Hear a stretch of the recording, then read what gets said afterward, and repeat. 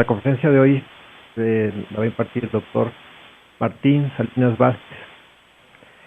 Él es ingeniero mecánico eléctrico por la Facultad de Ingeniería de la UNAM. Obtuvo el grado de maestro en ingeniería, área de ingeniería mecánica, por la División de Estudios de Posgrado de la Universidad. Obtuvo el grado de doctor en el Instituto Nacional Politécnico de Grenoble, Francia. Trabajó en la Agencia Espacial Francesa, Centro de Estudios Espaciales, CENES, en temas de flujo con grandes gradientes térmicos. Actualmente es investigador titular A, tiempo completo, PRI-DD 1, en el Instituto de Ingeniería de la UNAM, donde también desempeña la función de coordinador del área de ciencia de procesos industriales y ambientales. Es profesor de diversas materias de la Ingeniería de la UNAM, en el área de Ingeniería Mecánica y posgrado en Ingeniería en la misma universidad.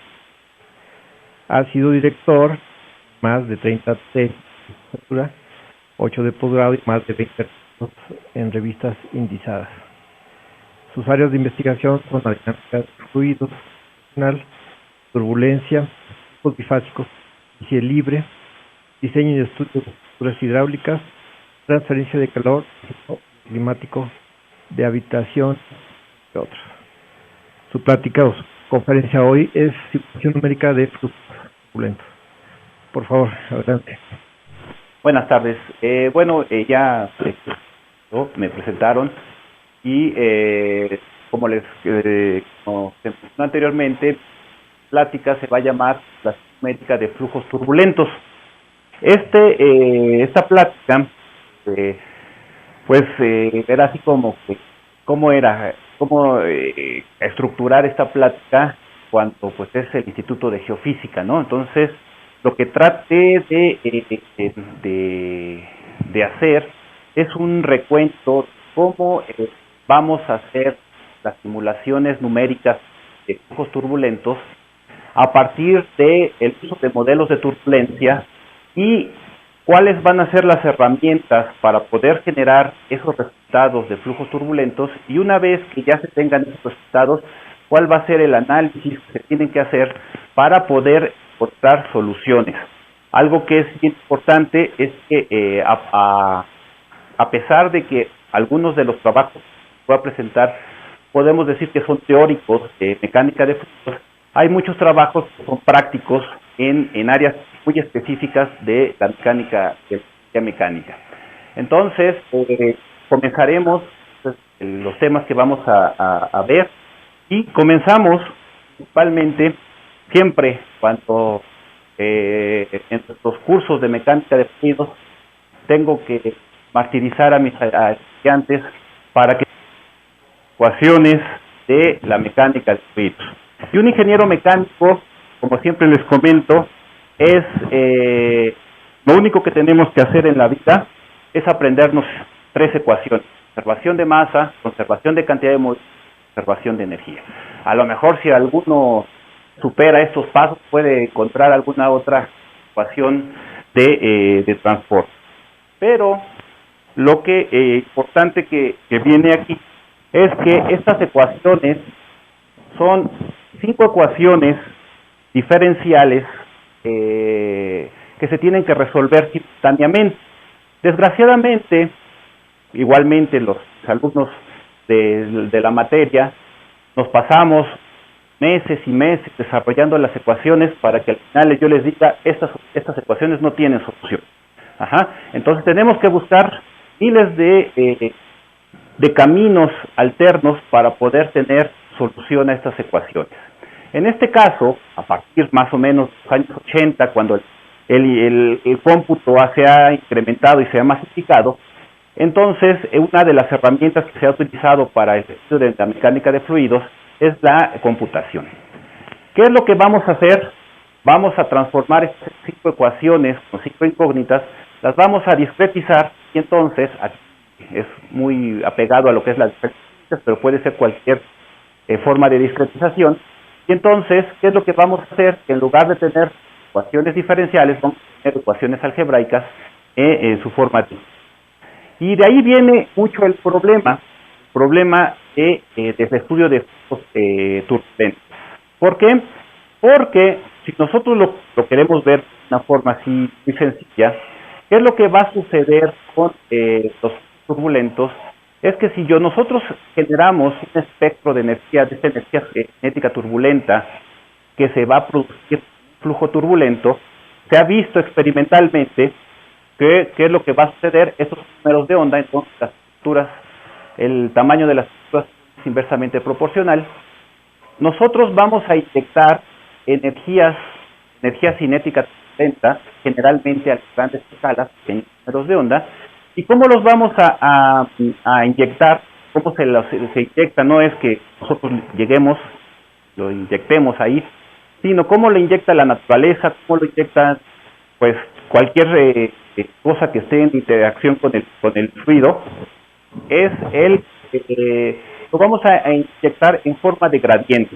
La forma más sencilla es generar un gradiente de velocidad, que es la que va a mantener esta turbulencia, pero sin embargo, estos gradientes pueden ser de densidad, de viscosidad, de temperatura, pueden generar esa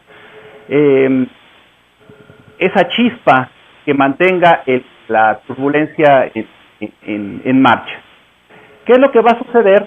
Que una vez que se ha detectado esta energía, vamos a tener una zona inercial. Una forma muy sencilla para que más o menos se entienda esto es la forma de engranes. Aparte, pues somos ingenieros mecánicos, soy ingeniero mecánico, ¿no? Pues, ¿qué es lo que sucedería más o menos?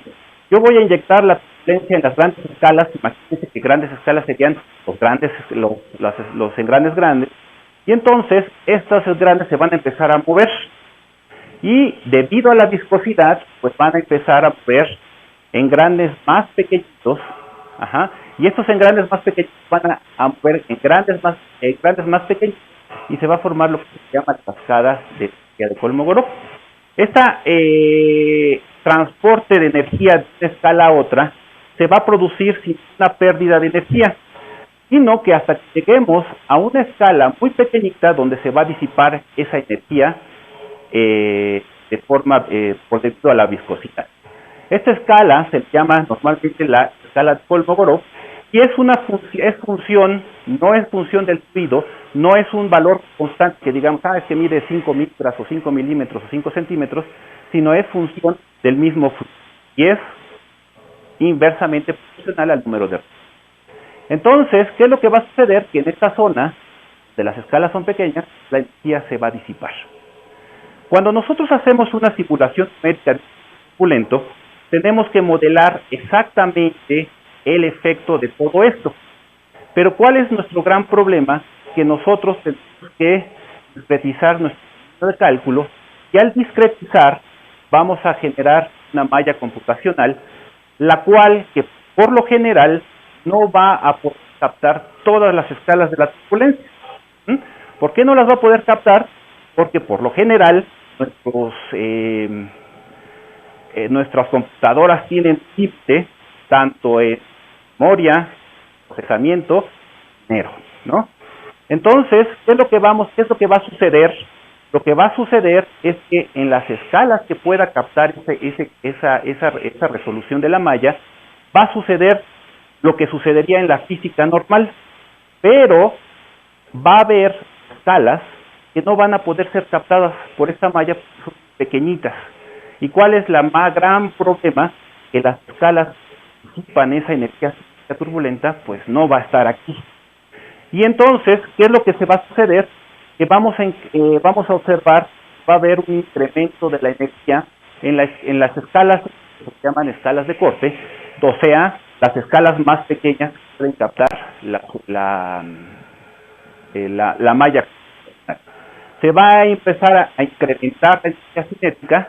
¿Qué es lo que va a suceder después de un rato? Pues lo que nosotros en cuestiones numéricas, cálculo va a explotar. Físicamente, ¿qué sucedería? Un ejemplo que siempre les doy a mis alumnos, es como si yo tengo café, estoy dando vueltas. Al estarle dando vueltas, estoy haciendo es inyectar energía cinética, estoy inyectando un gradiente de velocidad. Se van a formar todo lo que es la cascada de Kolmogorov, pero si yo le quito la cuchara, va a tender a pararse nuevamente. ¿Por qué? Por los efectos viscosos que se van a disipar. Si nosotros hiciéramos lo mismo, pero en este caso, quisiéramos hacer físicamente, estaríamos dándole vuelta a nuestro café y de repente veríamos que el café se empieza a alocar. ¿Por qué? Porque no hay forma de que esa energía que le estoy inyectando se disipe de alguna forma. ¿Qué es lo que va a suceder? Porque en este caso el café va a explotar verdaderamente y va a caer en la cara, ¿no? Y eso es lo que se tiene que evitar en una simulación numérica cuando tenemos un flujo turbulento. Entonces, ¿qué es lo que normalmente se hace? ¿Qué es lo que se hace para poder eliminar esto? Es utilizar un modelo de turbulencia. Entonces, ¿qué es lo que sucede? En los principios de las simulaciones numéricas en mecánica de fluidos, prácticamente las simulaciones eran muy enfocadas a lo que era la parte aeroespacial. Y entonces es muy común encontrarse en libros viejos de mecánica de fluidos computacional que lo que se hacía era meter términos a las ecuaciones de cantidad de movimiento, se le metían términos adicionales que servían como para eliminar ese pico de energía que teníamos ahí. Sin embargo, esta forma no solamente eliminaba ese pico, sino eliminaba mucho de la física de las escalas que podríamos resolver sin necesidad de ningún modelo. Entonces, lo que se hace necesario es tener una forma de disipar esa energía cinética turbulenta, pero de forma correcta, lo más correcta posible. Jamás vamos a encontrar una forma correcta. ¿Y qué es lo que se hace? Es utilizar este modelo de la turbulencia. Existen muchísimos modelos de turbulencia de diferentes formas. Sin embargo, los más utilizados, ya no digamos la parte práctica de algún fenómeno de mecánica de fluidos en la ingeniería, se basan en lo que se llama la aproximación de Boussinesq. No la aproximación de Boussinesq para convección natural, sino de considerar una viscosidad turbulenta. Esta viscosidad turbulenta se basa a grandes rasgos, es la viscosidad molecular o la viscosidad propia del fluido. ¿Qué es lo que va a suceder? Se va a considerar que es el promedio del choque entre las moléculas. Si yo tengo un fluido muy viscoso, ¿qué es lo que va a suceder? Que estas moléculas van a estar chocando y la cantidad de movimiento se va a transmitir mejor debido a que va a tener mayor viscosidad. Cuando tengo un fluido con poca viscosidad, por ejemplo un gas, esa interacción va a ser menor, la transferencia de calor se va a hacer más pobre y eso debido a que la viscosidad es más pequeña. Haciendo esta analogía forma macro, ¿qué es lo que podemos decir? Ya no vemos moléculas, sino parcelas de fluido. Si el fluido es muy turbulento, estas parcelas de fluido van a chocar y chocar y chocar y chocar, y la transferencia de cantidad de movimiento se va a incrementar enormemente. Ajá. Entonces, ¿qué es lo que se supone? Es que entre más turbulento sea el fluido, la viscosidad turbulenta, esta viscosidad turbulenta que se puede inventar, va a ser mayor. Cuando el fluido es menos turbulento, va a disminuir. ¿Qué va a suceder cuando sea laminar? Pues va a desaparecer. Entonces, los modelos que se utilizan más hoy en día para el estudio de la turbulencia se basan en esta obtención de esta viscosidad turbulenta, que no va a ser función del fluido en sí, sino del mismo. Existen prácticamente tres, seguramente se me van a escapar algunos, pero son las grandes familias de modelos de turbulencia. La primera se basa promediado en las ecuaciones promediadas de Reynolds. Esto se hace a partir del promedio de Reynolds, que es un promedio temporal de las variables. Y hagan de cuenta, más o menos, ahorita ustedes me piden una viscosidad turbulenta basada en estas ecuaciones. Yo lo que voy a hacer es que voy a agarrar todas las escalas de la turbulencia, las voy a meter en licuadora, voy a moler y voy a obtener una viscosidad turbulenta que va a ser función de todas las escalas de la turbulencia que estoy estudiando. ¿Qué es lo que me va a dar como resultado estas simulaciones? Ahorita vamos a ver, generalmente o simplemente valores numéricos. Existe una otra forma que es la simulación yo la llamo simulaciones de grandes escalas, que por su nombre en inglés, Large Simulation, después le llaman simulaciones de vórtices grandes, de grandes vórtices, pero como que yo lo preferí llamar simulaciones de grandes escalas. Estas simulaciones, ¿qué es lo que va a hacer? No vamos a utilizar un promedio temporal, sino vamos a ocupar un filtro espacial, un filtro que muchas veces tiene en la misma forma de la malla. Y entonces, ¿qué es lo que vamos a hacer? Otra analogía, podríamos agarrar una criba, echamos piedras de diferentes tamaños, todas las piedras que se quedaron arriba son el tamaño de las estructuras de turbulentas que yo puedo resolver sin ninguna ayuda de ningún modelo, y todas las piedritas chiquitas que se cayeron son las que yo no puedo saber qué fue lo que sucedió con ellas.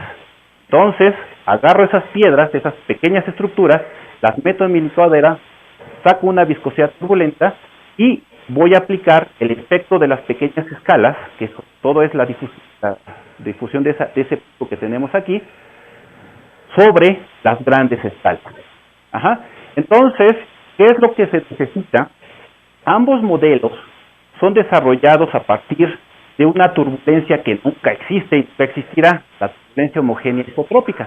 La turbulencia tiene que ser homogénea isotrópica, y entonces, grandes de los problemas que tienen los modelos se han resuelto, siempre se han resuelto, es que no pueden captar fenómenos anisotrópicos de la turbulencia. Entonces, para evitarnos esto, y ahorita les voy a mostrar algunos ejemplos donde se ve que sí puede captar efectos anisotrópicos de la turbulencia, lo que se hace en las grandes escalas es mallar muy finamente las zonas de gran importancia o las zonas donde creo que va a suceder la anisotropía. ¿Dónde es? Pues en las paredes.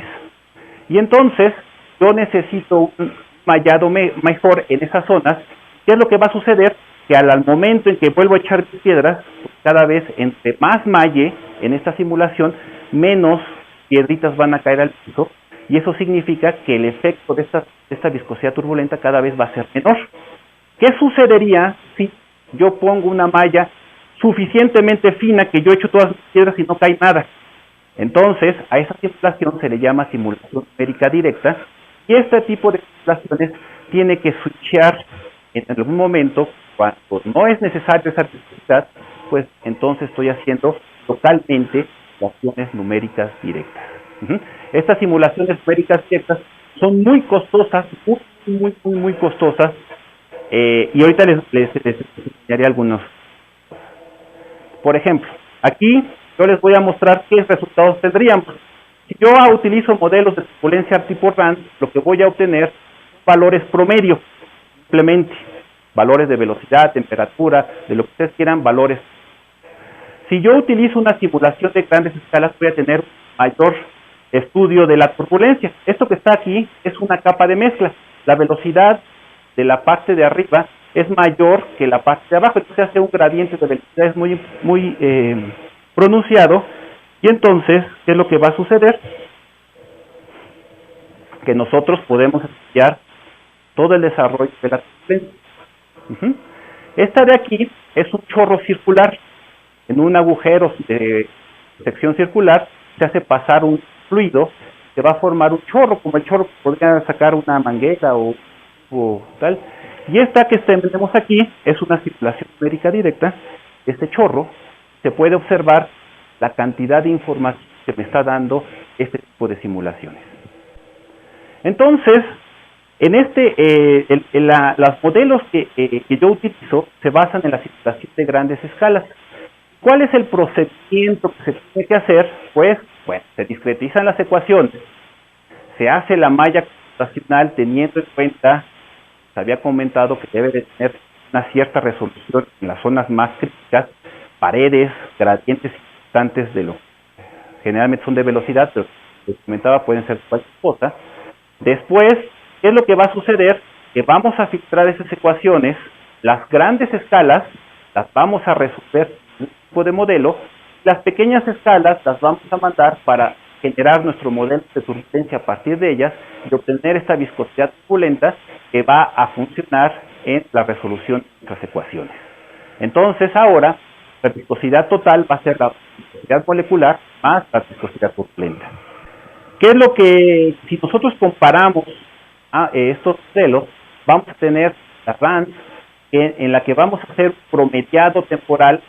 Ahora las variables temporales ya no son función del tiempo. En la simulación de grandes escalas no vamos a hacer un promediado temporal, sino un filtrado espacial, y nuestras variables filtradas siguen siendo función del tiempo.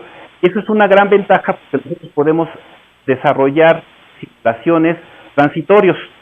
Entonces podemos observar transitorios o desarrollos a la turbulencia, La simulación directa no hace algo especial, y entonces ahora nuestro campo instantáneo, este tipo de ecuaciones va a ser igual nuestro campo promedio más una fluctuación alrededor de este valor promedio, y la simulación de grandes escalas va a ser nuestro campo filtrado más nuestro campo submarino, el que no pudimos captar. En la simulación directa no es exactamente lo mismo. Y entonces, ¿qué es lo que se va a generar al desarrollar las ecuaciones? Se van a generar ecuaciones RANS, que se llaman los esfuerzos de Reynolds, por hacer esta suposición, y en las simulaciones de grandes escalas, los esfuerzos submaya. Estos esfuerzos, si nosotros los viéramos, pues son exactamente los mismos. Imagínense que fueran como gemelos. Lo malo, la diferencia es que este es el gemelo diabólico, este es el gemelo angelical. Físicamente son idénticos y pueden decir, ¿qué pasa? Pues ¿no es la misma ecuación? Sí, pero si ustedes se fijaron, la forma de obtener las cosas fue totalmente diferente, su esencia es totalmente diferente, y la cosa más importante es que a partir de las grandes escalas, no desaparece el término temporal de las ecuaciones, que mientras aquí sí desaparece al tener los valores simplemente promedio. Y eso me va a ayudar muchísimo. Los modelos de RANS, que pueden ser la de longitud de mezcla de Planck, modelos de una ecuación de K, o modelos, el más famoso, el K epsilon, K omega, etc. En la simulación de grandes escalas existe la estrella de la película, que es el modelo de Smagorey, que se utiliza muchísimo, y en mi caso, yo hice mi doctorado en Francia, se usa el modelo de la función de estructura que fue desarrollado en esos lugares. ¿Cuáles son las ventajas de estas ecuaciones? Primero, flujos no estacionarios. Yo tengo que llegar al estado estacionario de los valores promedios a partir de todo el desarrollo, y ahorita lo vamos a ver. Gran número de datos. Yo voy a tener como resultado una enormidad de datos, los mismos datos que pudiera tener alguien que está experimentando verdaderamente con un fluido, datos instantáneos, promedios, fluctuantes, etc. Yo puedo hacer, debido a esto, el estudio de la turbulencia y de su transición. Yo puedo el estudio de problemas transitorios, además de problemas acústicos, térmicos, de reacciones químicas, y algo que es bien importante cuando ya estamos hablando de que estamos viendo unas mallas gigantes de millones y millones de nodos, es que los modelos son simples.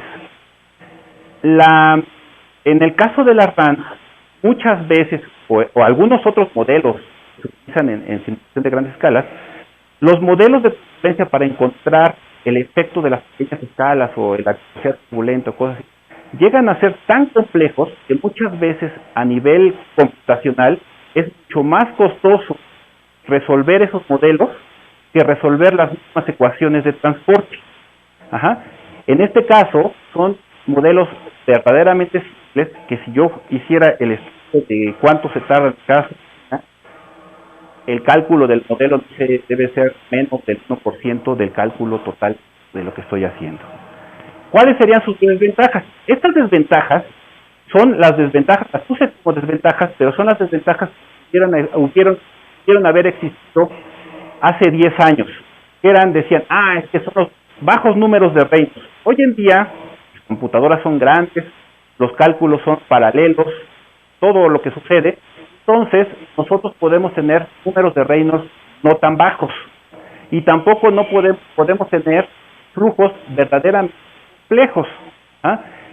No es extraño ver, y ahorita vamos a ver unas simulaciones, que ya se pueden hacer de flujos verdaderamente complejos. ¿Ah?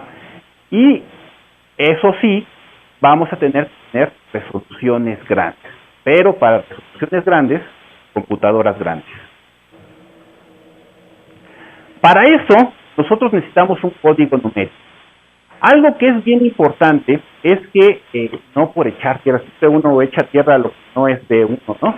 Pero generalmente existen muchos códigos industriales en el que tú vas a pagar muchísimo dinero anualmente, cosas así, y te dicen, ya hacemos simulación de grandes escalas. ¿Y qué es lo que sucede? Que como vamos a ver, una simulación de grandes escalas necesita ser muy precisa en los resultados. Entonces, ¿qué es lo que vamos a necesitar? Que los esquemas sean de orden muy alto. Por ejemplo, si nosotros vemos, mejor Fluent o cosas así, te van a decir, tenemos órdenes superiores, y eso significa que son de orden 3. Ajá. Aquí cuando estamos hablando necesitamos órdenes muy grandes, 4, 6, 8, 10, ¿sí me entienden? En el espacio, 2, 3, 4 en el tiempo. Y además necesitamos que esto vaya evolucionando, nuestro código vaya evolucionando. Entonces, cuando nosotros hacemos una simulación de grandes escalas, que se ha hecho en un código industrial, pues los resultados no son los adecuados. ¿Por qué? Porque los esquemas que utiliza los códigos industriales son muy robustos, y robustos es decir la palabra, son muy difusivos. ¿Por qué van a ser muy difusivos? Porque si yo estoy pagando miles de pesos, yo quiero que si yo meto basura, me saque algunos resultados. Imagínense que si yo meto basura, pase meses y no tenga ningún resultado, ¿qué es lo que va a suceder? Que yo voy a ir con el que lo vendió y me dice, esto no funciona. Entonces, los esquemas son muy robustos, y eso es que son muy difusivos. Y esto que para el estudio de la turbulencia no es bueno. ¿Por qué? Porque me va a matar mucha información del desarrollo de la turbulencia. Y entonces, pues uno tiene que realizar los códigos con los que va a resolver. La historia de este código, que se comenzó hace como 10, 12 años, es una historia que se comenzó cuando yo trabajaba en la Agencia Espacial Francesa y se necesitaba estudiar un flujo compresible. Entonces, ¿qué era lo que se hacía? Pues entonces se desarrolló un código para flujo compresible, y se tiene una ecuación, aquí me equivoqué, no es parcial de T, es parcial de XY, es la divergencia esto. Se tiene las 5 ecuaciones de transporte, las puedo compactar en esta pequeña ecuación, donde U es un vector, las variables que voy a resolver, las F son los flujos de las 5 ecuaciones. Y entonces, el meollo del asunto es resolver esta ecuación, que es una ecuación hiperbólica. ¿Qué más necesito? Lo que necesito, además, para cerrar nuestras 5 ecuaciones, voy a necesitar una ecuación de estado, que en este caso puse la de los gases ideales, pero puede ser cualquier ecuación de estado, en este caso para los gases. Y entonces, ¿qué es lo que voy a hacer? Es resolver esta ecuación. Sin embargo, con el tiempo, y como llegan más proyectos, se quiere hacer un poco más curioso, ¿qué es lo que sucede?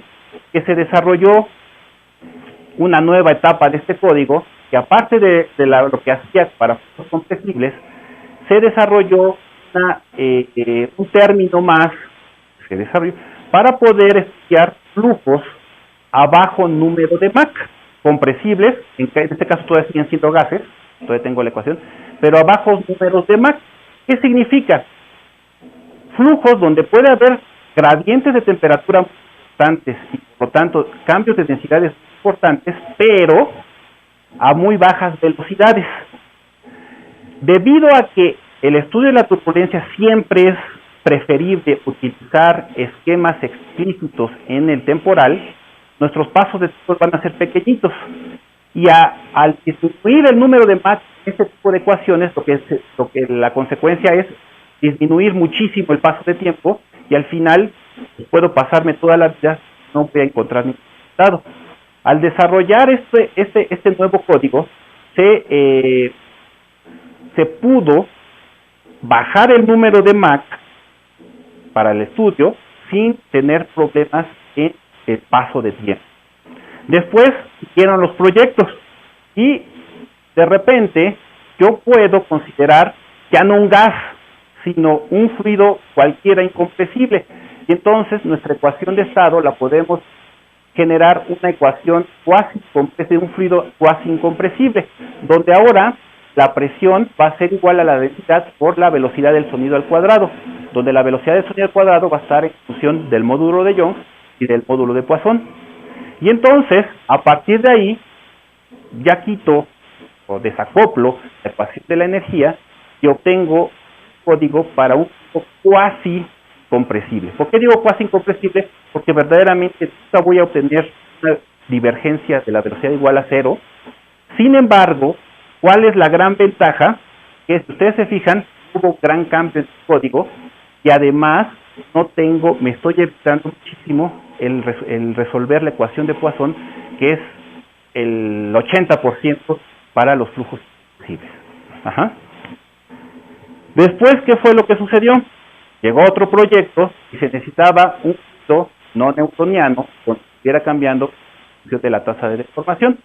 Y entonces, simplemente a este mismo código se le agregó subrutinas que pudieran cambiar la viscosidad en función de esto. Y después, estamos en el Instituto de Ingeniería, se ocurrían los años de 2010, 2009, Tabasco se empezaba a inundar. Entonces se necesitaba unas simulaciones que permitieran estudiar el flujo en ríos. Y para eso se utilizan las ecuaciones de aguas someras, en la que nosotros vamos a hacer de las ecuaciones de cantidad de movimiento, conservación de masa, se hace el promediado en la vertical o en la lateral para obtener las ecuaciones de San Venant. Las ecuaciones de San Venant son exactamente, pueden tener la misma forma que las otras ecuaciones. ¿Cuál es la ventaja? Que ahora vamos a poder estudiar flujos en ríos, que significa aguas someras, en que dos direcciones son mucho más grandes que la tercera dirección. Entonces, por ejemplo, en un lago, las direcciones perpendiculares a la superficie son mucho más grandes que la altura o cerca de las costas, etcétera. Y después, igualmente, con algunos proyectos en el CECADET, se necesitaba poder tener un código donde haya una interfaz, un código básico. Y entonces, ¿qué es lo que se hizo? Pues se generó este código y la interfase se va resolviendo a partir del método de level set EOF. Y entonces, a partir de ahí, somos capaces de poder generar flujos básicos, ya sea, se ha probado sobre todo gas líquido, pero se pueden estudiar gas o líquido está todavía en proceso, líquido sólido, con este sólido podría ser el flujo de arena, lodo, y cuando conozcamos las características reológicas de estos elementos. ¿Qué es lo que nosotros ocupamos? Si ustedes se fijan, de todos los casos que hemos visto, el meollo de ver esta ecuación. Y entonces, nosotros lo que vamos a hacer es que hay métodos de diferencias que se usaron en la época de los grandes aviones supersónicos y en la era del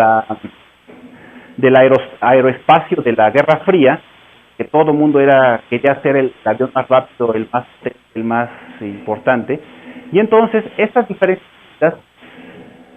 como el método, por ejemplo, el método de McCormack, es toda una familia que permite generar, a partir de diferencias, esquemas espaciales de orden pares, 2, 4, 6, y al decir pares es de suma importancia. ¿Por qué? Porque los esquemas de orden pares, diferencias físicas, tienen la característica de que son esquemas centrados. Y al ser esquemas centrados, toda la difusión numérica es igual a 0. Yo voy a tener dispersión numérica, el error, pero no difusión numérica. Y entonces, ¿qué es lo que va a suceder? ¿Por qué no lo quiero? Porque muchas veces, imagínense, a lo mejor exagero, pero yo tengo una simulación y un pelito que salga por ahí puede ser algo físico que después se va a generar en algo más grande. Y si yo tengo esquemas muy difusivos, ese pelito no va a llegar a ser eso, ese gigante, sino ahí lo mismo se va a morir.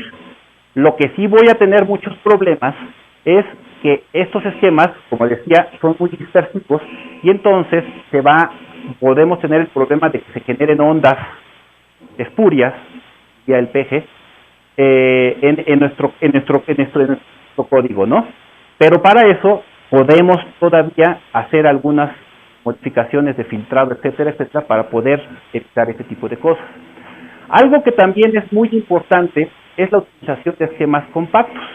Los esquemas compactos tienen la capacidad, las diferencias finitas, entre el orden más aumenta, más se va a aumentar la célula de cálculo. Orden 1 necesito 2, orden 2 necesito 3, y así cada vez. ¿Cuál va a ser el gran problema cuando llego a las paredes o llego a una condición de frontera? ¿Qué es lo que generalmente sucede? Bueno, pues vamos a degradarlo para que nos quepa ahí.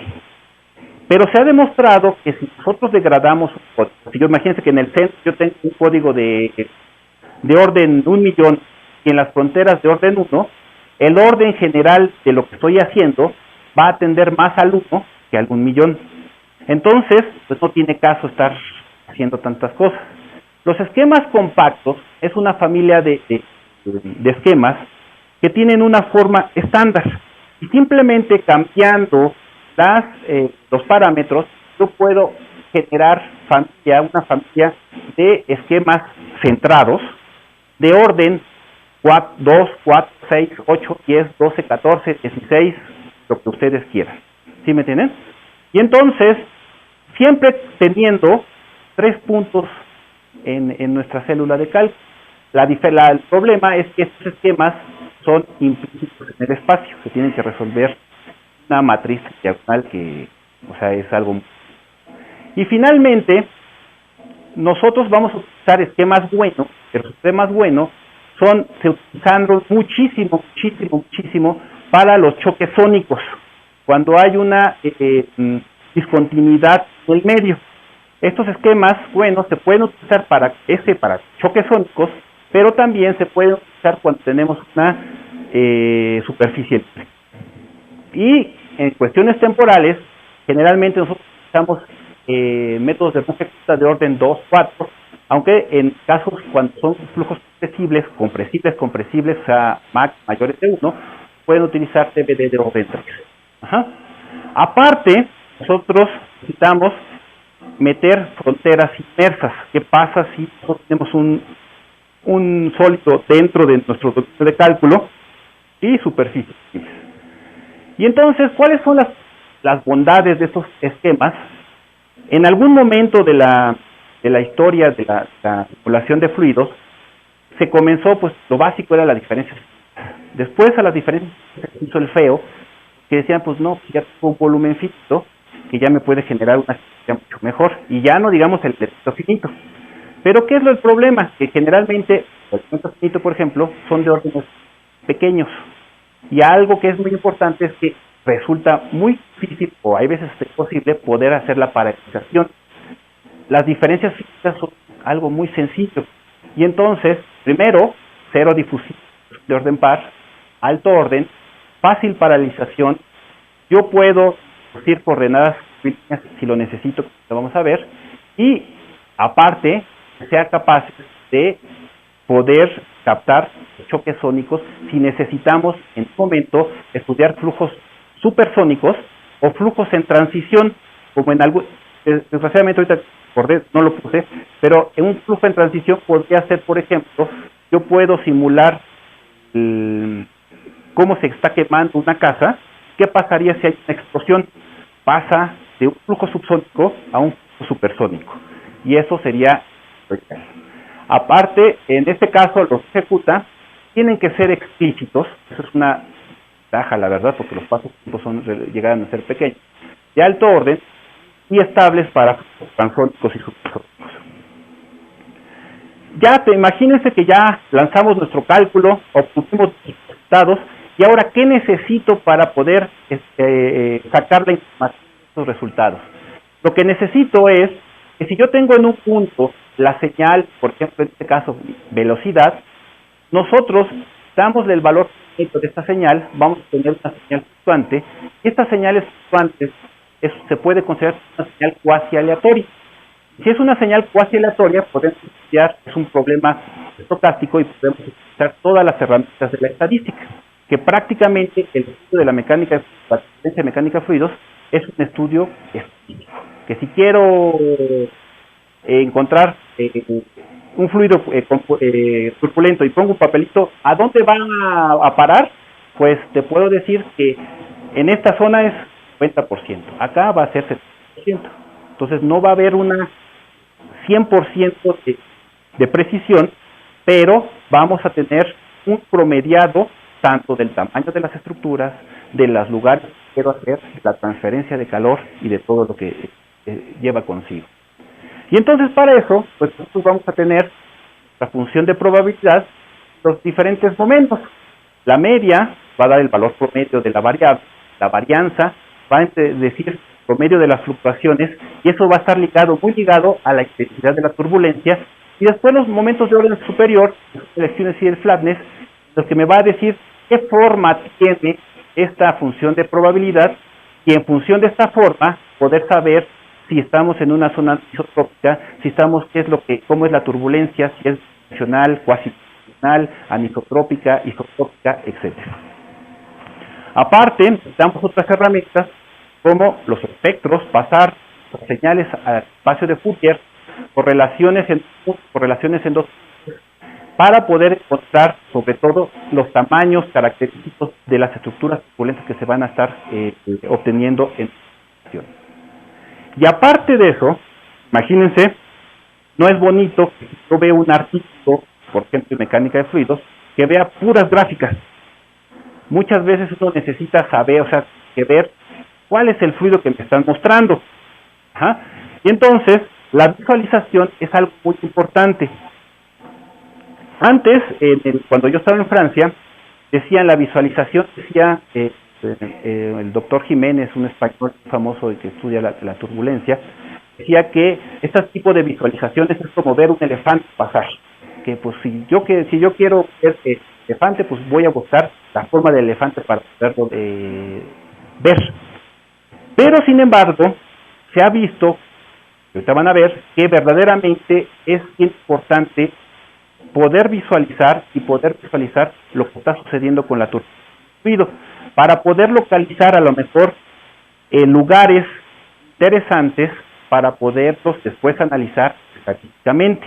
Si no, resultaría un universo tan grande que sería el trabajo pesado. Y entonces para eso, para las visualizaciones, se utilizan el estudio de los campos instantáneos fluctuantes. Algo que se utiliza mucho, yo lo utilizo mucho, es el criterio Q para identificación de estructuras turbulentas, que es simplemente el segundo invariante de la gradiente de velocidad, y al hacer una isosuperficie, que vamos a ver como superficie, lo que voy a ver es dónde están las estructuras turbulentas. El módulo de la vorticidad, los vectorcitos, las fichitas, las líneas de trayectoria, muchas cosas que vamos a ver. Este flujo que está aquí es una simulación de grandes escalas. ¿Qué es lo que se hace? Este punto que está rojo es un sólido que se puso con una frontera inmersa. Las fronteras inmersas, que son, simplemente yo hago todo el fluido. Yo le digo, ¿sabes qué? Aquí hay un sólido. Pero en realidad no está. Pero pongo las características dinámicas como hubiera un sólido. Cuando llega el fluido, dice, aquí sí hay un sólido, y entonces se abre, pero en realidad no hay un sólido. Y entonces, ¿qué es lo que va a suceder? Se va a generar el camino de Foncart, un vórtice antisimétrico, y entonces, ¿qué es lo que necesito encontrar? Encontrar cómo se veían esas estructuras turbulentas.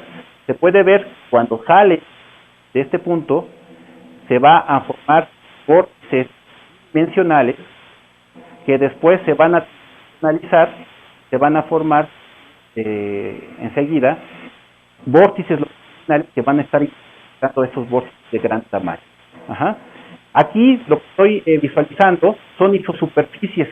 Yo lo que voy a hacer es, con un valor determinado de la variable, el software en cuestión me va a generar una superficie con valor constante. En este caso, los blanquitos son del criterio Q y los de colores son de velocidad longitudinal en la dirección del fluido, positiva y negativa. Después, ¿qué puedo necesitar? Pues puedo necesitar líneas de trayectoria, puedo necesitar vectores y sus superficies de alguna otra variable, ahorita vamos a ver un tipo de cosas, y además yo quiero hacer estudio experimental de un chorro, yo necesito los campos espontáneos, el campo promedio y los campos superficiales. ¿Y para qué? Pues para poder estudiar la topología de la turbulencia. Igualmente, este es muy parecido al que les mostré anteriormente, pero sin embargo, aquí hay un pequeño cuerpo. Y la introducción de este pequeño cuerpo lo que va a hacer es va a cambiar la fuerza de arrastre general de todo el sistema. Pero se puede observar las estructuras quasi bidimensionales que están formando aquí, se empiezan a oscilar, primeros modos de la acción, y hasta el momento en que la turbulencia verdaderamente se empieza a ser tridimensional. Acordémonos que la turbulencia es netamente tridimensional. Una vez que ya tenemos todas las herramientas, pues hagamos los experimentos, ¿no? Este primer experimento que les muestro aquí es el estudio de este es un ventilador. Este problema salió de unas personas uruguayas, un investigador uruguayo que trabajó en ingeniería y que ahora se fue a su país. Se metió al negocio de los vinos, más que de los vinos. El problema que se tiene es que cuando hace mucho frío, las zonas cerca de la pared se congelan. Y al congelarse, ¿qué es lo que va a suceder? Pues las uvas se congelan, ya no se puede hacer vino con eso. Lo que generalmente se hace es poner mecheros para evitar que la temperatura baje. Pero él se encontró que poniendo unos ventiladores grandes de varios metros de diámetro, lo que van a hacer es lo que se le llama una fuente térmica. Van a arrastrar lo frío cerca de la pared, lo van a lanzar, como la temperatura del aire más arriba es más caliente, el mismo aire frío va a transportar hacia abajo el aire caliente. Con eso se evita este tipo de problemas. Nosotros se estudiaron diferentes configuraciones de estos ventiladores. Estos ventiladores, como ustedes se fijan, son fronteras inmersas. Ahora ya no solamente es un sólido que está ahí, sino que le vamos a dar un empuje al fluido como si fuera un ventilador. Y entonces, por ejemplo, esta es las diferentes partes, la parte de eyección, la parte de succión, se está generando el chorro, desarrolla totalmente el chorro. Esto que vemos aquí son superficies de criterio Q de cómo está desarrollando el chorro de presión. Pero lo importante es que nosotros podemos detectar las diferentes partes de este chorro para poder modelar qué es lo que está sucediendo con este flujo. Esta película más o menos sería la zona azul sería la zona fría, la zona roja sería la zona caliente. Y entonces al echar el chorro, lo que empezaríamos a observar sería esta fuente térmica. Ustedes se fijan cómo está empezando a entrar el aire caliente. Mil perdones porque las películas son pequeñitas, pero estamos hablando, por ejemplo, nada más para desarrollar la mayoría de estas películas, estamos hablando que necesitamos del orden, no sé, 100, 200, 300 gigas en disco duro, información, nada más para hacer este tipo de películas. Aparte se necesita mucho más para hacer todo el estudio estadístico y demás.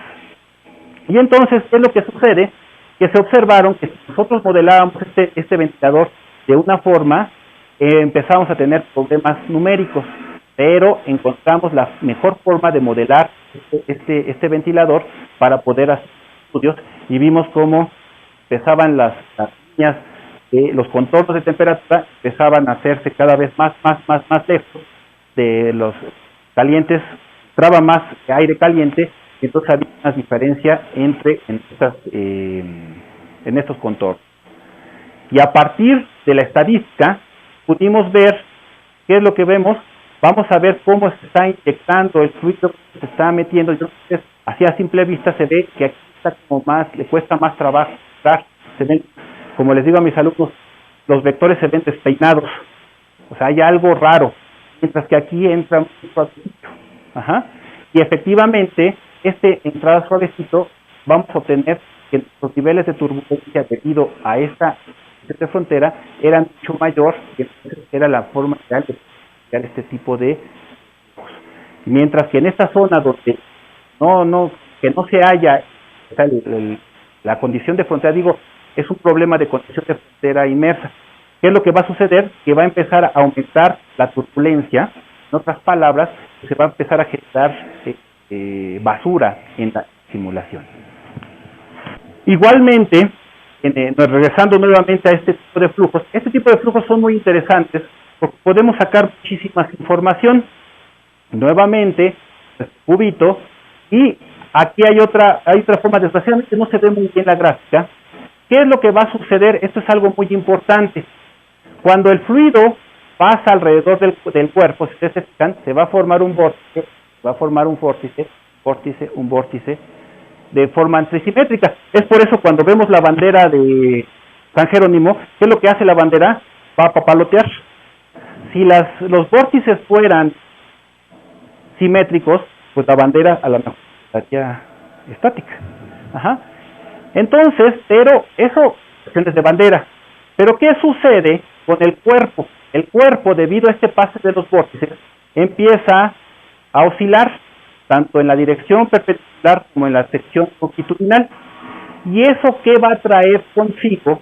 Lo que va a traer consigo van a ser dos problemas importantes. Uno, vibraciones mecánicas, y entonces esta vibración llega a ciertas frecuencias, puede ocasionar la ruptura de este prisma, o de que este prisma puede ser, en este caso es un prisma, pero ¿qué se pasa si este cuerpo es un edificio, es una parte de una máquina? Si estas frecuencias llegan a ciertas frecuencias malignas, por decir algo, podrían causar la fractura del cuerpo. Y el otro caso es que si la frecuencia con la que están apareciendo vórtices, debido tanto al flujo como a la forma de la geometría, llegan a frecuencias audibles, ¿qué es lo que va a suceder? Lo que va a suceder es que vamos a empezar a oír un ruido. Y eso no sé si a ustedes les haya pasado, que muchas veces, si ustedes tienen el retrovisor y se rompe, cuando vamos en la carretera, empieza a oírse un ruido. ¿Y eso por qué? Porque esta frecuencia de esos vórtices llegó a una frecuencia que se pueda oír. Y ese ha sido mucho el problema. En algún momento me tocó luchar con este tipo de problemas, porque estaba en Francia, se tuvo el problema en algunos coches de Peugeot, el retrovisor, la forma del retrovisor generaba ruido después de una cierta velocidad, se tenía que cambiar la geometría. Y en los coches Renault, el aire acondicionado, el aire donde sale el aire frío, por la forma, a cierta velocidad empezaba a chillar. Al igual que el tren de alta velocidad, en aquella época lo estaban construyendo de Madrid a Sevilla, la geometría del tren de alta velocidad hacía que se hiciera un ruido, pero tremendo. Los que iban adentro no lo oían, pero los que estaban afuera era tremendo. Entonces, ¿qué se hizo? Pues simplemente cambiar la geometría. ¿Y cómo se hace? ¿Cómo se puede obtener? Pues simplemente nosotros, en este caso, por ejemplo, para ver cómo vibraba, se grafica el coeficiente de sustentación. Este coeficiente de sustentación, por la forma de la geometría, es igual a 0 promedio, pero sí está fluctuando. Y a partir de esta señal, nosotros la podemos pasar a Fourier. Realmente no se nota mucho, pero al pasarla al espacio Fourier vamos a tener un pico, que es la frecuencia de aparición de estos vórtices, cuando no queremos que llegue a esta frecuencia. Ahora, el siguiente caso son flujos supersónicos. En los flujos supersónicos no hubo un problema que se tenía que resolver, simplemente el mismo problema era ser capaces de resolver flujos supersónicos. Esto que tenemos aquí es un envolvente de una velocidad. Lo que sucede aquí es, imagínense círculo donde está saliendo un flujo supersónico. ¿Qué es lo que va a suceder? Lo que va a suceder es que se van a generar estas ondas de choque. Las azules son de expansión, las rojas son de compresión. Y entonces, algo que es muy interesante para la turbulencia es que mientras el flujo sea supersónico, la turbulencia no se desarrolla. Ahorita lo vamos a ver en las películas. Y entonces, al graficar la velocidad, es la velocidad en el centro 1 entre la velocidad del centro, esta línea de aquí, lo que vemos cuando el flujo es supersónico, pues, se fijan cómo empieza a oscilar esa velocidad. Estas oscilaciones son el paso de todas estas ondas de choque que se están formando aquí. Cuando el flujo es subsónico de salida, esto no se presenta. Pero lo que se puede observar mejor es en estas películas. Si ustedes se fijan, estos son isosuperficies de densidad, las azules son zonas de expansión, las verdes son zonas de compresión, estas son las ondas de choque. Y si nosotros lanzamos la primera película, se va a empezar a ver cómo el chorro se está desarrollando, pero si ustedes se fijan, hasta que dejan de aparecer estos conitos, el chorro se desarrolla. Y en esta zona se ve mucho mejor, porque ahora es exactamente la misma película, pero la envoltura son superficies de criterio Q. Lo que estamos viendo de rosa serían las estructuras turbulentas. Y prácticamente no se observan estructuras turbulentas a menos de estas transiciones turbulentas hasta que el flujo se convierte en un flujo subsónico. Estos son los patrones de las ondas de presión que se forman en el chorro, y experimentalmente se ha visto que las frecuencias de estas ondas de presión están en un rango entre 5 y 10 kHz. Y es más o menos, aunque no hay una frecuencia que predomine, sí existe una montañita. Esta montañita, en diferentes puntos, está más o menos en ese rango. El siguiente trabajo, originalmente, es un trabajo que hicimos Luis Miguel, estaba haciendo Luis Miguel. Yo lo continué porque yo necesitaba hacer un código para poder estudiar el flujo bioclimático dentro de una casa, tal. Pero desgraciadamente no existen mucha información experimental. Algo que se me había comentado pasable es que siempre toda simulación numérica es falsa hasta que se le compruebe lo contrario. ¿Cómo se le comprueba lo contrario? Con una validación. Ese es el grave problema de nosotros, las personas que hacemos numérico, que siempre tenemos que tener a una persona que haga experimental a nuestro lado. Y eso es bueno porque pues hemos tenido muchas colaboraciones, que van a ver algunos ejemplos, y esta comenzó como una colaboración con Luis Miguel, que está aquí presente. ¿Y qué era lo que es esta cavidad? Es una cavidad de convección natural, donde te vamos a tener cuadrada, tenemos dos paredes activas, una caliente, una fría, unas paredes horizontales, una sección longitudinalmente es rectangular. Entonces, ¿qué es lo que va a suceder? Que se va a empezar a formar vórtice, una celda de convección, una sola celda de convección. Esto que se ve aquí son los vectores, no se nota muchísimo, pero se ve que como el flujo sube y empieza a ir alrededor de la pared. Un resultado que en sí solo no hay mucha importancia, pero desde un punto de vista del modelo de tendencia es importante, es este pequeño vórtice que se está formando aquí, que sería este que está aquí. Este pequeño vórtice que está aquí, la pared, si no me equivoco, eran 75 centímetros. Este pequeño vórtice que está aquí es de alrededor de 1 o 2 centímetros. Ya se imaginarán la percepción que se tiene cerca de las paredes. ¿Para qué se necesitaba hacer una resolución tan fina cerca de las paredes? Para poder captar los efectos anisotrópicos de la turbulencia. Y entonces, ¿qué es lo que se va a suceder? Se va a generar un vórtice, el grueso del fluido viene para acá, va a empezar a formar este vórtice que se observó igualmente en estados experimentales. Este que tenemos aquí sería el campo instantáneo, y se ve la diferencia que existe, lo quise poner para que se den cuenta cómo cambia un campo instantáneo con un campo promedio. Muchas veces los campos instantáneos, sus valores pueden ser varias veces los valores de las variables en un campo promedio. A partir de estos resultados, pudimos comparar experimentalmente la capa límite y la capa límite interna, observando las diferentes partes, parte de conducción, la parte de convección, y igualmente se obtuvieron el cortante a lo largo de las 4 paredes, tanto el cortante como el número de nuces, y se compararon con los datos experimentales. ¿Cuál es la característica? Hasta ahí no hay problema, sino que lo que sucede es que esta es la pared caliente, esta es la pared fría. ¿Qué es lo que va a suceder? Que debido a que el número de Grashof era bastante elevado, estaba en la descripción, era 1.38, me decía un poco por 10 a la 9 de Grashof, era un flujo turbulento. Y entonces, ¿qué es lo que sucede? Que el fluido empieza a subir aquí y la turbulencia se empieza a desarrollar.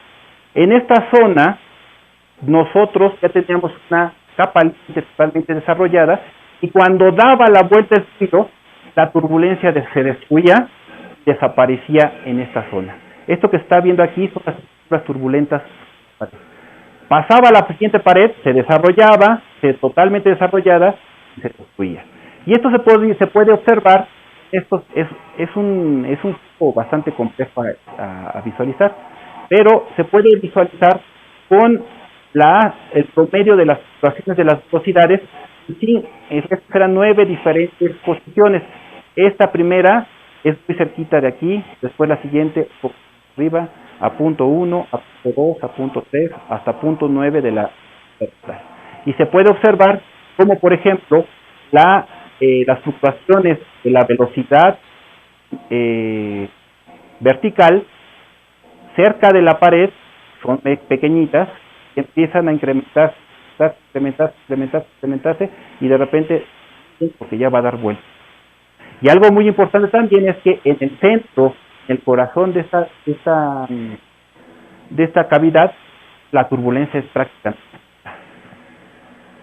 Este es un video de cómo se veía esta cavidad. Son contornos de temperatura, se puede observar, están formando aquí como que se empiezan a vislumbrar. Ay, mira cómo está sucediendo algo. Ustedes se fijan cómo se empiezan a ver como respingos de temperatura. Y esos respingos de temperatura, ¿qué son? Pues son las turbulentas. Si nosotros hacemos la radiografía que está sucediendo allá adentro, vamos a observar que están generando estas estructuras turbulentas que les llaman mucho pasador, y con la característica es que tiene la cabecita del otro lado. Realmente una capa límite normal, el fluido viene así y la estructura de pasador sube así. En este caso, debido a que es una convección natural, hay una capa límite, pero también un regreso, una recirculación. Entonces la cabecita la tiene del otro lado. Normalmente tiene primero las patas, después la cabecita, y en este caso es al revés. Pero se pueden observar estructuras que están formando, que son visualizadas de hace varios años, en forma experimental. Aquí están, se fijan, esta es una de las patas, la cabeza que sale de la pared. Este es un trabajo que se está haciendo en conjunto, como les decía, necesitamos gente que haga experimental, en conjunto con el Instituto de Investigación de Materiales, Facultad de Ingeniería, que es simplemente la dinámica de corte de anillo, como están aquí, que va a chocar con una pared. Primero con una pared está a la misma temperatura del fluido, y después se incrementa la temperatura para que sea una capa de convección. ¿Qué es lo que les comentaba? Pues lo ideal es una validación. Una validación de resultados. Los nuestros son los rojos, los puntitos son los experimentales de materiales, y para comparar los resultados y ver que todo está bien. Me ha tocado algunas veces, en algunas tesis me llevan a revisar, que de repente hacen la validación y les queda exacto, experimental y numérico. Algo sucedió mal, ¿no? O sea, siempre va a haber una discrepancia y hay veces que pueden ser discrepancias importantes, pero siempre tiene que tener un cierto tendencias, magnitudes. Sí. Y esto es lo que sucede. Ustedes se fijan, este es el caso en que la pared es a la misma temperatura del vórtice que choca con del fluido, del vórtice que choca. Y en el vórtice, aquí está la pared, choca. Lo que sucede es que el vórtice, al chocar, se abre simétricamente. Lo mismo se obtuvo, estas son las simulaciones numéricas, se observa cómo el vórtice se abre. Sin embargo, cuando la pared está a una temperatura mayor, se va a generar un flujo debido a la convección. ¿Qué es lo que va a suceder? Que el vórtice más o menos se empieza a abrir, como el caso de este, pero de repente se le empiezan a formar lo que los agentes de materiales llamaron las orejitas de gato. Y esas orejitas de gato, efectivamente, numéricamente, aquí no se nos forman muy bien las orejitas de gato, la visualización, pero igualmente acá se pueden observar mejor. Y además, ¿qué es lo que va a suceder? Déjenme explicarles. Aquí se abre simétricamente y aquí esta parte baja del vórtice se va a estancar en esta zona, mientras que la parte de arriba se va a subir. Y entonces este vórtice se va a estirar. Aquí, para que ustedes se fijen más o menos, lanzamos nuestro vórtice. Este vórtice que está formando aquí ya está la capa de funcionamiento. Y si ustedes se fijan, toca, y aquí sí se notan más o menos poquitas estas que les decía de gato, y el vórtice se mueve. En esta zona de aquí, ¿qué es lo que sucede con la dinámica del vórtice? Para saber qué es lo que sucede, vamos a colorear este vórtice, y en las zonas donde está de diferente color, son las zonas donde hay un estiramiento de la porosidad, y entonces va a producir ciertas características. Finalmente, ustedes se observan, este es el caso con temperatura caliente, son líneas de trayectoria, aquí está la pared a diferentes tiempos, viene el vórtice, y aquí se está generando este vórtice, y este vórtice secundario que se forma aquí, es el que mantiene constante a este vórtice, después lo engulle para hacer una especie como de apareamiento de vórtices en esta zona de aquí. ¿Por qué se forman esas orejitas? Aquí, si ustedes se fijan, se va a generar por un flujo vertical de velocidad, zona de aquí, ya están formándose. ¿Por qué se está formando? En este caso, porque va a haber una zona de más alta temperatura que va a hacer que suba. Finalmente, pudimos validar nuestro código y se tuvo el problema de la sala de cómputo de ingeniería. La sala de cómputo de ingeniería no es grande, se instaló en una sala X, donde el aire frío meten por arriba, es algo raro, y el aire caliente sacan por abajo. Entonces, dicen, a ver cómo se podría resolver, pero no hay que gastar mucho dinero, o sea, nada más hacerle ahí a unas composturas para que esto funcione. Esto es una pista, o sea, sacaron la fotografía así de todo lo que es los clústeres y todo lo que es tal, y aquí es donde está entrando el aire acondicionado. ¿Qué es lo que se hizo? Se creó con goteras inmersas toda la geometría del cuarto. Aquí es la entrada del aire frío, las rojas es donde se está extrayendo. Estas columnas son los soportes de las computadoras y las partes azules aquí son las computadoras. Se diferencia estas partes de aquí grises con las azules, porque mientras que las grises son verdaderamente un sólido, las azules están activas. ¿Qué es lo que sucede? Que se le ha puesto una velocidad del ventilador de la computadora y además se le agrega un tipo de calor debido a lo que está ocupando la computadora. Y entonces, ¿qué es lo que sucede? Primero déjenme enseñarles se hicieron mediciones experimentales en la parte de frente de la computadora y en la parte trasera de la computadora, teniendo buenos resultados en las simulaciones. Pero si se fijan, son temperaturas muy altas. Y entonces, ¿qué era lo que sucedía? Lo que sucedía originalmente era que aquí está entrando el aire frío, se resbalaba con esta superficie y se iba por abajo de las computadoras. Ya que se iba por abajo de las computadoras, pues se salía, ¿sí? El aire caliente, ¿qué sucedía? El aire caliente, pues se calentaba aquí, subía, volvía a entrar a la computadora más caliente. Ajá. Entonces, pues no se le puede, hagan de cuenta como si fuera un así para el premio de algún concurso, no puedes hacer esto, no puedes hacer esto, pero tiene que funcionar. Y entonces, ¿qué fue lo que se propuso? Lo que se propuso era cortar por decir algo, cortar el cuarto en dos pedazos, poniendo aquí una separación. Y entonces, lo que se hizo es tener una zona fría y una zona caliente. Y a partir de ahí, el fluido caliente que se quería ir para acá ya no podía, ya no le dejábamos pasar, ya se iba verdaderamente, y el aire frío que se trataba de ir por abajo ya no podía, y entonces tenía que subirse, era chupado por las computadoras. Y entonces, esto era lo que sucedía originalmente. Es una simulación mucho más burda. Yo no sé si ustedes se fijan cómo está caliente aquí deben estar las computadoras, cómo se empieza a recircular aquí. El aire frío está yendo hacia abajo, no pasa nada. Sin embargo, nosotros hacemos lo que les comenté, el aire frío mismo está mucho más caliente, mucho más frío, el aire caliente se queda simplemente en la parte de frente y se sigue. No cabría aquí porque no es un poco turbulento, es un trabajo que se está haciendo con el Secadet, una compañía alemana de alimentos para problemas de disfagia, y es el flujo en una faringe.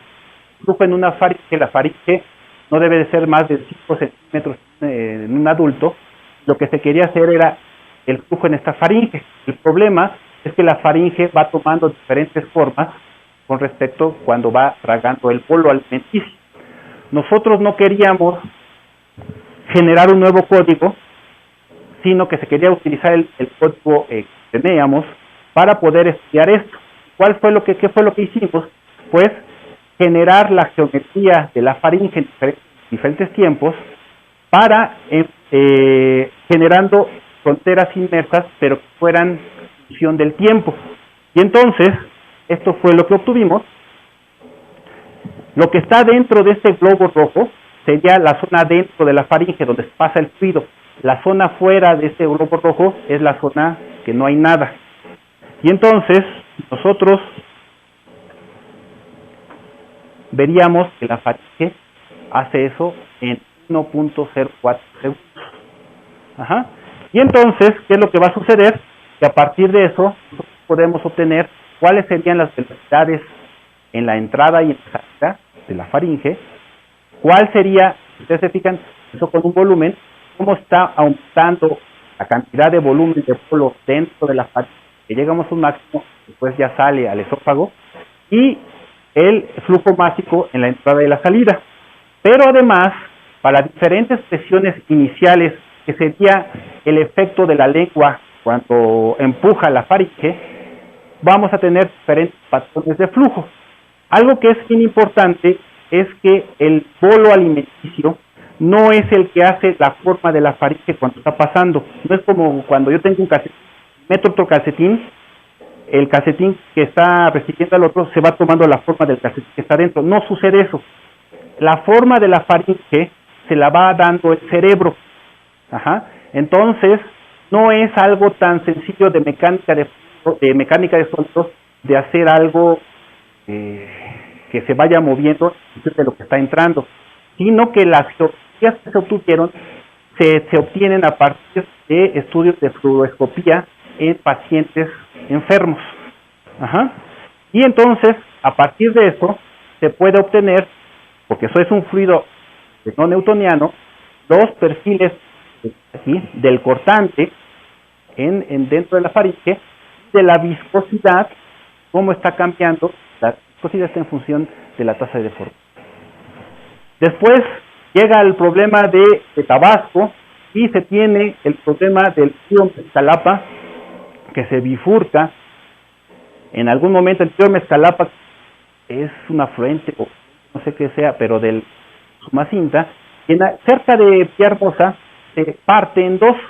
Esta parte corta, esta parte delgadita, pasa por el centro de Villahermosa, y esta parte de acá pasa lejos de Villahermosa. ¿Qué es lo que va a suceder? Que debido a que no hay un continuo vigilancia de estos ríos, toda la arena se empieza a acumular aquí mismo. Si ustedes se fijan, estas islas que están aquí no son islas naturales, son islas de arena que se empezó a acumular. Al no pasar el fluido por aquí, todo el fluido se va por acá e inunda Villahermosa. Entonces, ¿qué fue lo que se hizo? Se hicieron simulaciones de aguas someras. En esta parte de aquí se observa cómo estarían las alturas, la superficie libre y las velocidades que tienen en esos puntos. Se hicieron simulaciones para, con una malla, podemos decir cartesiana, aunque se puede, la malla no es regular, para mallas curvilíneas que nos ahorraban muchísimo más el tiempo de cálculo. Se metieron las islas, si ustedes se fijan, se metieron las islas que observaban para ver cómo cambiaba el flujo, y además todos estos resultados se compararon con resultados de modelos que hacen en el Instituto de Ingeniería, son unas camas de arena donde verdaderamente artesanos generan la batimetría de los ríos y además hacen estos modelos de ciertas estructuras. En este caso son estructuras de control que se ponen en uno de los brazos del río para evitar que pase por allí tanta cantidad de gasto de agua y se vaya por la otra rama. Se compararon los resultados y se obtuvieron resultados bastante buenos. ¿Para qué se hace esto? Porque los modelos son muy caros. Entonces, imagínense hacer el modelo a escala de esas estructuras. Esos modelos son muy caros y no pueden estar cambiándole la forma. Entonces, lo que se hizo es hacer con un modelo base las simulaciones, y una vez que validamos los resultados, nosotros podemos cambiar la geometría como se nos venga en gana, sin ningún precio. Y al final, poder tener una geometría final para que ellos lo prueben verdaderamente en los modelos. Finalmente, este ya es el último, es igualmente con el CECADET, se está haciendo un estudio de unos mezcladores. Es un mezclador, pero como si ustedes se fijan, necesitábamos tener un flujo bifásico. Entonces, este es un mezclador planetario, son dos aspas, no es este el que se está estudiando, este lo encontré en internet. ¿Qué son estas dos aspas? Son dos aspas que están girando en sí, pero además todo el juego está girando. Y entonces, ¿qué es lo que sucede? Se ven aquí las aspas, si se fijan, esta es la condición inicial, y lo que van a ver ustedes van a ser sus superficies de velocidad, y se van a ver en dónde se están generando las velocidades más altas en el transporte de estas aspas. Ahí se ven las aspas, y en las zonas de las isosuperficies son las velocidades donde está generando mayor velocidad. Y esta de aquí es la superficie libre. Si ustedes se fijan, aquí están las marcas de las aspas, y se genera la superficie libre. ¿Qué es lo que sucede?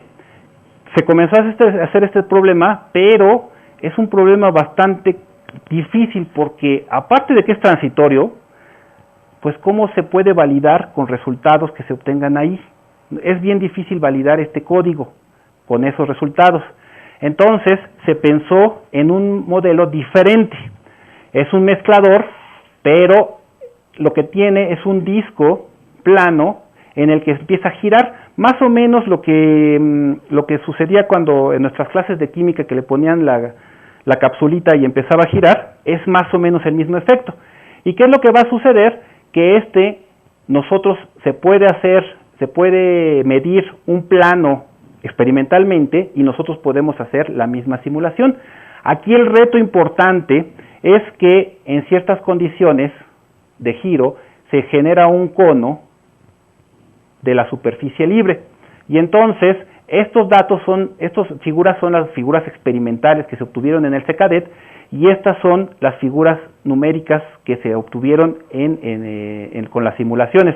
Se puede observar la formación del mismo cono, no con las dimensiones que se obtenían, pero se pueden observar, estos son los datos experimentales, este es más o menos dónde está el cono, los datos numéricos, pero ustedes, no sé si ustedes se fijen, la cantidad de nodos que tiene la simulación. ¿Por qué? Porque cuando se tiene una superficie libre se necesita una resolución muy importante, porque si no se empieza como a cuadricular la superficie libre y empezamos a tener errores.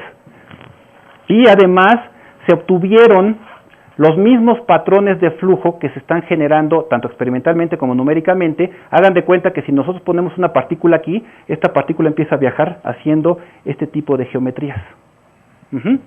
Y entonces, a partir de ahí, ya se puede comparar los resultados, validar nuestro código y poder ya estudiar el planetario, que resultaría verdaderamente muy complicado el poderlo validar. Bueno, hasta aquí, muchísimas gracias. Muchas gracias, te agradecemos.